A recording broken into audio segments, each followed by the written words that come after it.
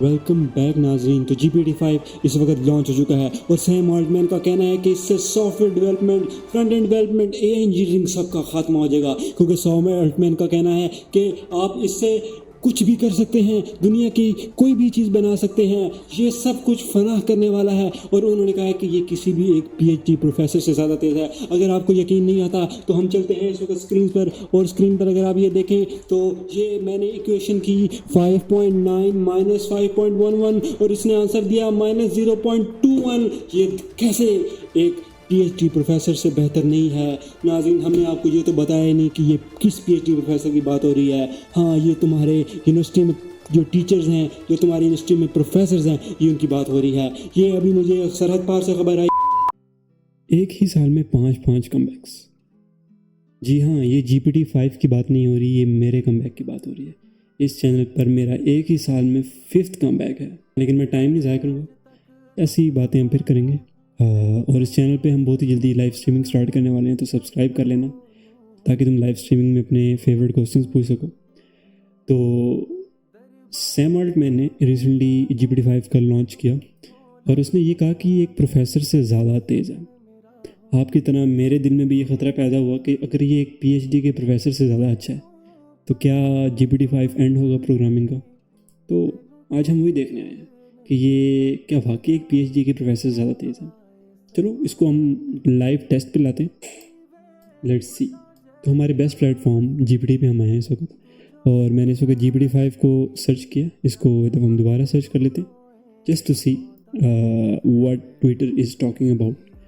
लेकिन उससे पहले मैं एक चीज़ देखूँगा, जो ये इंट्रोडक्शन टू ChatGPT-5 की वीडियो है, इसमें इन्होंने कुछ बेंचमार्क्स शेयर किए हैं। अब इन बेंचमार्क से होता क्या है कि आपको थोड़ी परफॉर्मेंस वाइज का पता लगता है कि बाकी जो AI चैटबॉट्स या AI मॉडल्स हैं उसके मुकाबले में हमारी परफॉर्मेंस कैसी है। तो इसमें ये कहते हैं कि जो इसमें थिंकिंग मोड है उसके साथ ये परफॉर्मेंस देता है 74.9 और विदाउट थिंकिंग में देता है 52.8, और जो इनका O3 मॉडल है वो 69.1 देता है। अब मुझे ये बात नहीं समझ आ रही कि अगर 58 ऊपर है तो 69 नीचे कैसे है। शायद ये ग्राफ्स भी इन्होंने GPT-5 से बनवाए हैं तो इस वजह से ऐसे रिजल्ट्स आ रहे हैं। अच्छा, तो इस बात को ट्रोल करते हुए हमारे एक भाई हैं जी लियाम, इन्होंने इसको थोड़ा ट्रोल किया कि जो GPT-5 है वो इतना ज़्यादा बेटर है ओपस 4.1 से, जो कि क्लॉड का है। और अगर आप डिफरेंस देखो इन दोनों के पॉइंट्स में तो सिर्फ 0.4 का डिफरेंस है इनमें आपस में। और इस चीज़ को इन्होंने थोड़ा मज़ीद ट्रोल करते हुए 0.9 और इवन के इसको नेगेटिव में इन्होंने कर दिया। तो सेम यही काम कर रहा है। GPT-5 के रिजल्ट्स भी बिल्कुल ऐसे ही हैं। तुम्हें शायद मेरी बात में यकीन ना आ रहा हो तो मैंने इस पर एक मैथ पे कैलकुलेशन की थी, अगर मैं तुम्हें दिखा सकूँ। मेरी शरीर चैट्स में होगा। मैं कुछ बेसिकली इक्वेशंस के साथ खेल रहा था और इसी तरह ट्विटर पे एक पोस्ट आई मेरे सामने, तो मैंने उसको टेस्ट किया। तो मैं तुम्हें एक दफ़ा ये लाइव डेमो भी इसका लाइव यानी कि ट्राई करके दिखा देता हूँ। तो ये देखो ये कह रहा है कि 5.9 में से अगर 5.11 माइनस होंगे तो 0.21 आंसर आएगा, माइनस 0.21। तो यहाँ मुझे ये बात बिल्कुल समझ आ गई कि ये वाकई हमारे PhD प्रोफेसर से अच्छा है। तो बेसिकली GPT-5 O1 Pro ही है, जो कि सच बात है। क्योंकि अगर तुम इनके यहाँ पर देखो, ये इन्होंने O3 मॉडल की बात की है, OpenAI O3, कि ये उससे बेटर है। लेकिन बेटर कैसे है कि 52 ऊपर है 69 से।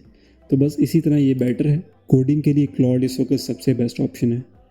और अगर तुम्हें थिंकिंग मोड के साथ काम करना है, क्लॉड का थिंकिंग मोड बहुत बेकार है। इवन के 4 जो सोनेट है 4.1 उसमें भी तुम्हें कुछ ख़ास रिजल्ट्स नहीं मिलते।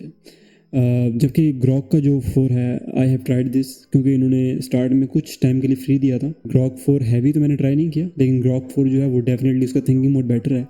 लेकिन कोडिंग के लिए अभी भी आई थिंक क्लॉड 4.1 इससे बहुत आगे है। लेकिन इस बात को डिफेंड करते हुए जो हमारे सैम ऑल्टमैन भाई हैं, उन्होंने एक लंबा चौड़ा ये पैराग्राफ छापा है। इसमें बेसिकली वो ये कहते हैं कि थोड़े से टेस्टिंग और इस तरह के बग्स इश्यूज से जिस वजह से परफॉर्मेंस जो है 100% नहीं आ पा रही। How is it possible that $1 billion company launches such a major product without proper user testing और फीडबैक। उन्होंने अपने शायद प्रोडक्ट को उस तरह से टेस्ट नहीं किया, क्योंकि GPT-3 से जब 4 आया था तो ये एक बहुत बड़ा बम्प था।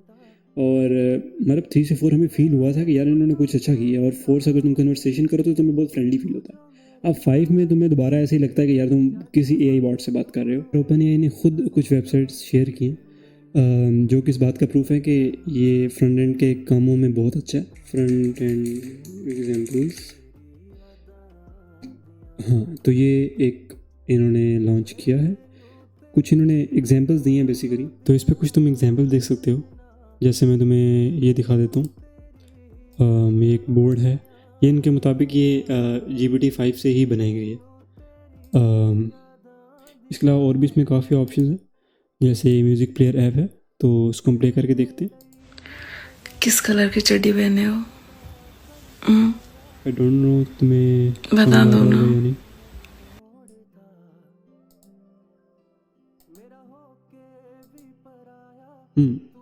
गुड, अच्छा यूआई है।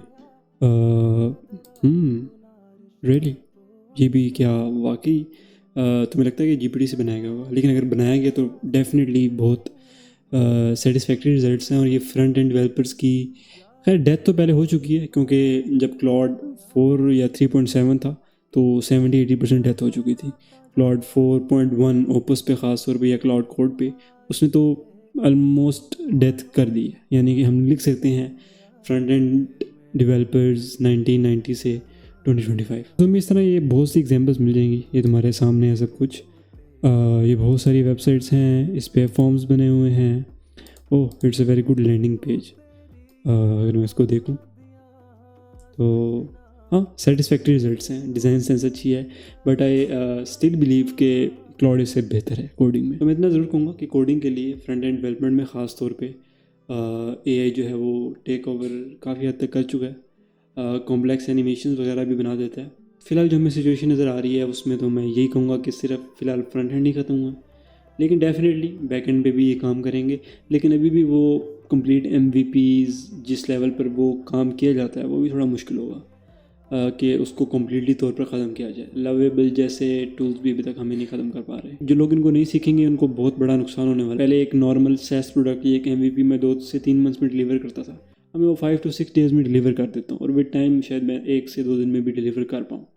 तो इन AI टूल्स को सीखना बहुत ज़रूरी है, क्योंकि जो लोग रेगुलरली वीडियोस देखेंगे, क्योंकि आपके पास सोर्स ऑफ इंफॉर्मेशन यूट्यूब है, ट्विटर है, ट्विच वगैरह है, तो इन्हीं पर आपको अपडेट्स मिलती हैं चीज़ों की। तो काइंडली आप इन लोगों को फॉलो करके रखो जैसे कि मैं, और जो ये टूल्स सिखा रहे हैं उनको ध्यान से सीखो, और टेक्नोलॉजी के साथ टेक स्टैक के साथ अपडेट रहो, ताकि तुम उन टॉप 1% में आ सको और तुम्हें फ्यूचर में कोई नुकसान ना हो। तो कोडिंग बिल्कुल अभी भी सीखनी चाहिए, और ये मेरा नहीं ख्याल कि कम्प्लीटली कभी भी वैनिश हो पाएगी। मेरा व्हाट्सएप पर एक चैनल है, उसको काइंडली ज्वाइन कर लो। तुम्हारा कोई नंबर या ऐसा नहीं शेयर होगा, क्योंकि वो एक व्हाट्सएप चैनल है।